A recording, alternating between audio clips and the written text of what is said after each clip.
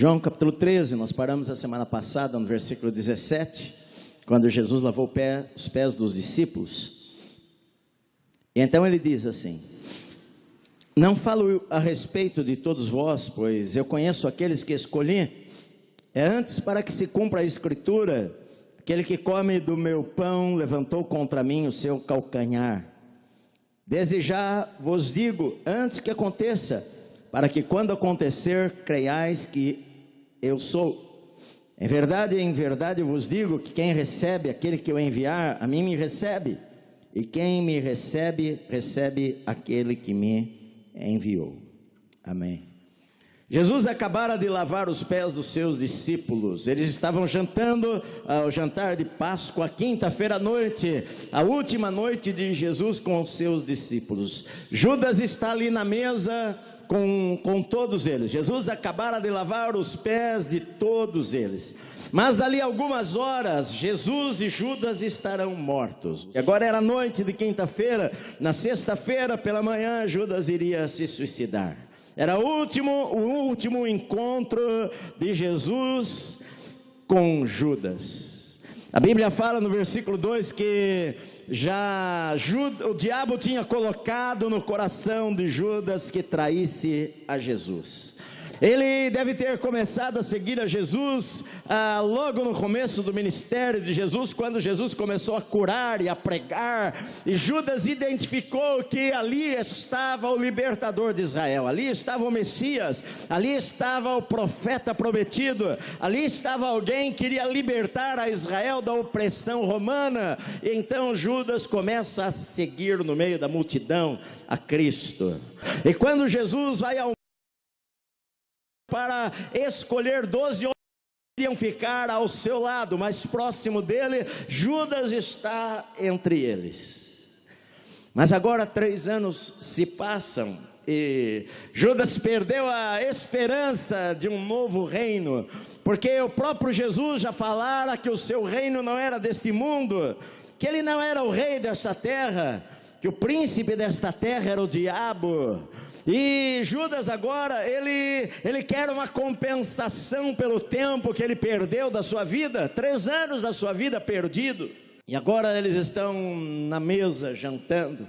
Jesus se angustia no espírito, ele se turba, se perturba, triste naquele instante.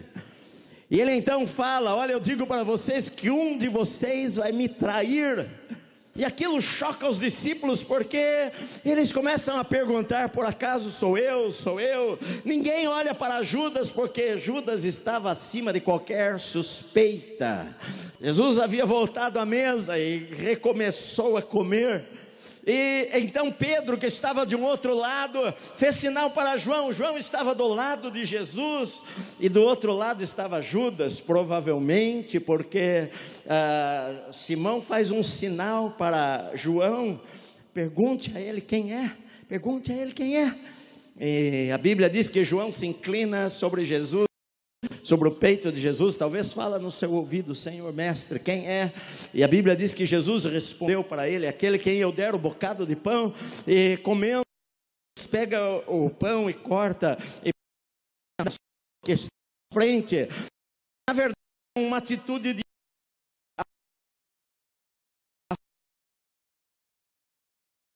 desce um pedaço para alguém. Eles estavam comendo, todos estavam comendo e conversando, e Jesus molha o pão e dá para Judas. E a Bíblia diz que naquele instante, quando Judas toma o bocado, Satanás, o diabo, entra no corpo dele. E então Jesus se volta para Judas e fala para ele, para o diabo que estava nele agora: o que você tem que fazer, vai, faz-o depressa, faz logo.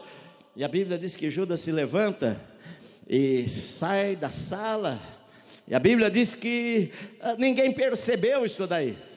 Porque todos eles estavam achando que Jesus estava falando para Judas que faltava alguma coisa para a festa. Judas era o tesoureiro do grupo, estava com dinheiro. Eles entenderam que Jesus estava dizendo para Judas: vai comprar o que falta, ou vai ajudar algum pobre, vai levar o dinheiro que você deveria levar para algum lugar. E Judas naquele instante sai. A Bíblia fala que era noite, nunca mais o dia iria haver dia na vida dele. Judas iria sair daquele lugar naquela noite escura, enquanto Jesus ficava ali no cenáculo com os discípulos. E agora eles vão ter a ceia do Senhor, e Jesus vai partir o pão e repartir o cálice entre eles. Judas já não está mais ali. Judas sai e vai pela noite se encontrar com os sacerdotes, porque eles combinaram o preço: 30 moedas de prata. 30 moedas era o preço de um escravo, o preço de um escravo, que Judas planejava pegar aquele dinheiro e comprar um campo, comprar uma terra, porque ele queria compensar os anos que ele perdeu seguindo a Jesus. Judas, ele era o único discípulo que não era da Galileia, do norte, ele era do sul. Judas Iscariotes, no hebraico é homem. Queriote era uma cidade, talvez Queriote Arba, no sul de Israel. Era o único que era da Judeia, que não era da Galileia. Os outros eram pescadores simples. Judas me parece que era mais letrado, de tal maneira que quando eles conversam entre os 12, quem é que vai cuidar das ofertas, administrar as coisas, eles escolhem uma pessoa capaz, que não há nada que o desabone. E então eles escolhem a Judas para ser o tesoureiro do grupo, administrar o dinheiro que entrava das ofertas que pessoas investiam no ministério de Jesus. O orgulho dele talvez de ser da Judeia, de ser do lugar onde a religião era mais forte. Capital Jerusalém estava próxima, os sacerdócios, o movimento espiritual, talvez o orgulho, talvez o desprezo pelos outros iletrados, talvez o desapontamento, porque este homem falou que era o Messias, mas ele agora vem com esta conversa de que o reino dele não é deste mundo. A decepção às vezes afasta as pessoas de Deus, às vezes o orgulho afasta as pessoas de Deus, a decepção de não ser aquilo que eu esperava que deveria ser. Quando Judas entrega a Jesus, e Jesus fala para ele: amigo, para que vieste? Os guardas, as pessoas interrompem a conversa, agarram em Jesus e levam Jesus embora. Quinta-feira à noite havia acabado o ensino para os seus discípulos. Ele já havia falado da videira e do relacionamento que eles precisavam manter com ele, e agora eles Jesus e levam para a casa do sumo sacerdote, e aquela noite toda Jesus vai ser julgado e levado de um lado para o outro, levado a Pilatos. E Pilatos manda Herodes, que devolve a Pilatos a madrugada inteira. E Judas pegou as suas moedas de prata, satisfeito, e vai embora para sua casa. Mas as notícias pela manhã chegam de que Jesus foi condenado à morte. A multidão gritou que eles não querem Jesus, eles querem que solte a Barrabás. O que nós vamos então com Jesus chamado Cristo? Crucifica-o.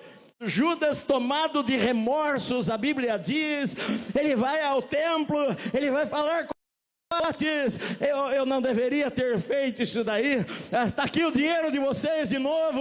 Os sacerdotes insensíveis, queriam somente o dinheiro, sacerdotes que não tinham temor de Deus alguma, fala para ele: o problema é teu se você não queria fazer isso daí. E Judas pega as moedas e joga lá, e os sacerdotes pegam aquelas moedas e falam: nós não vamos pegar essas moedas e colocar aqui no altar do templo, nós vamos pegar esse dinheiro e comprar um campo para ser um cemitério de estrangeiros, e é isto que nós vamos fazer. E eles fazem isto, e a Bíblia diz que Judas sai dali daquele lugar. Você pode imaginar, meu querido, o vazio. Você pode imaginar, o diabo entrou numa pessoa. É a única vez na Bíblia que a Bíblia diz que o diabo entrou numa pessoa. possesso por demônios, a angústia no coração, a tristeza. Aquele homem andou com Jesus 3 anos e meio, aquele homem viu os milagres, aquele homem viu paralíticos andarem, aquele homem os cegos enxergarem, mortos ressuscitarem, aquele homem ouviu as pregações, o sermão da montanha, aquele homem viu os ensinos de Jesus, sentiu a unção que estava na vida de Jesus, aquele homem viu Jesus orar muitas noites inteiras. Agora longe de Deus, seu coração angustiado, possesso, cheio de remorsos, ele sai para fora da cidade, procura um lugar, se pendura talvez numa árvore, coloca o laço lá e volta no seu pescoço e se joga. Quando ele se joga, a corda aperta e o enforca, mas o peso do seu corpo não é mais pesado do que o galho daquela árvore que se arrebenta, e o seu corpo cai entre as pedras, que a Bíblia diz lá em Atos que ele se rompeu pelo meio, as suas entranhas saíram para fora, intestino, o estômago saiu para fora, a morte trágica, suicídio. Era noite, foi noite eterna para aquele homem. Não era isto que Jesus se angustiou, porque ele não queria que isto acontecesse, porque Deus sempre quer dar uma nova chance para a gente se arrepender, se voltar para Ele, meu amado. Eu acredito de todo o meu coração que se Judas tivesse se arrependido, como Pedro se arrependeu, eu acredito que se Judas tivesse ido para um lugar, um canto, e ajoelhado e falasse: Senhor Deus, me perdoa, que bobagem que eu fiz da minha vida. Deus, Ele é tão amoroso, tão misericordioso.